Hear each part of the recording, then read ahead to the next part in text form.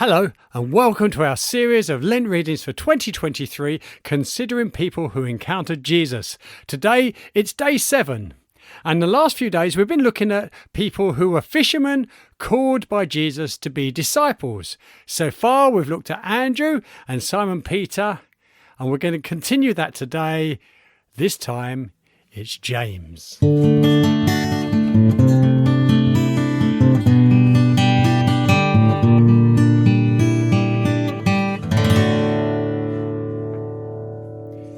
There are at least 3 people in the New Testament called James.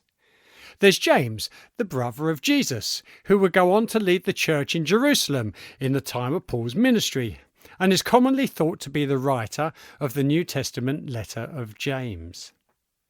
There's James, son of Alphaeus, one of the other disciples, who only appears 4 times in the New Testament, all of them in the list of disciples.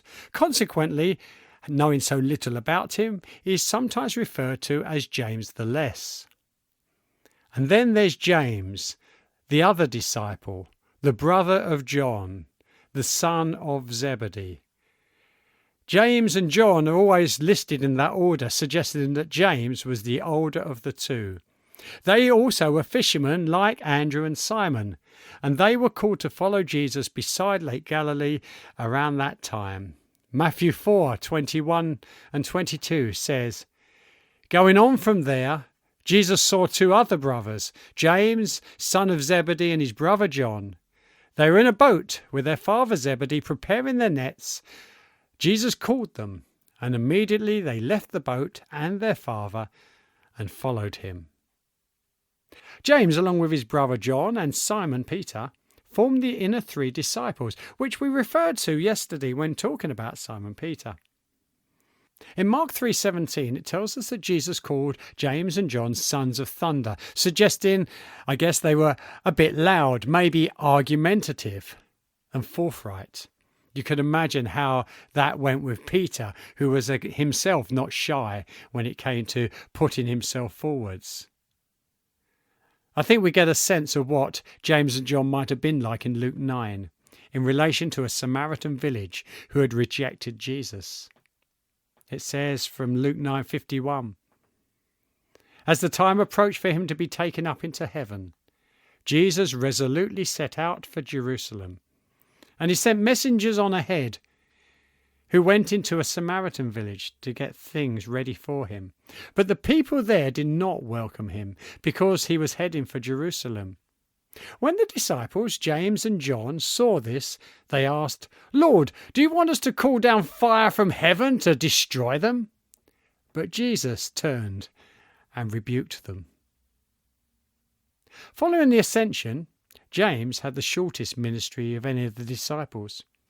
Acts 12:2 records how he was martyred by Herod, killed by the sword. The only disciple to have their death recorded in Scripture. That was somewhere around 44 AD, giving him a ministry after Pentecost of little more than 10 years. In contrast, his younger brother John had the longest ministry, still living in exile on the island of Patmos at the end of the 1st century. When I was at Bible college, some of the students decided to raise money for the college by a sponsored run along the Grand Union Canal from Birmingham all the way down to London. It was run as a relay, with the changeover points being the locks. As you might know, on a canal, sometimes when it's going up an incline or down an incline, the locks are close together.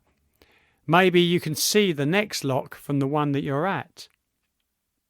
But when the canal is going through level sections, the distance between locks can be long, maybe several miles. What mattered wasn't how long the leg you ran was, but that you finished it and handed on the baton. The church is in a great relay race, running with the gospel in each generation before handing it over to the next. None of us knows how long our leg will be. We may run a short leg before we cross our own line as the Lord calls us home, like James, or we may run a long leg like John. What matters is that we complete the leg that God has given to us, that we hand the baton of the gospel on to those who come after us, and then we receive our reward. So keep going. Don't stop.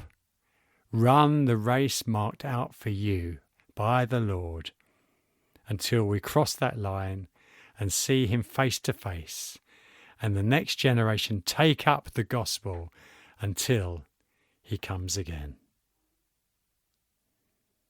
Until next time, have a blessed day.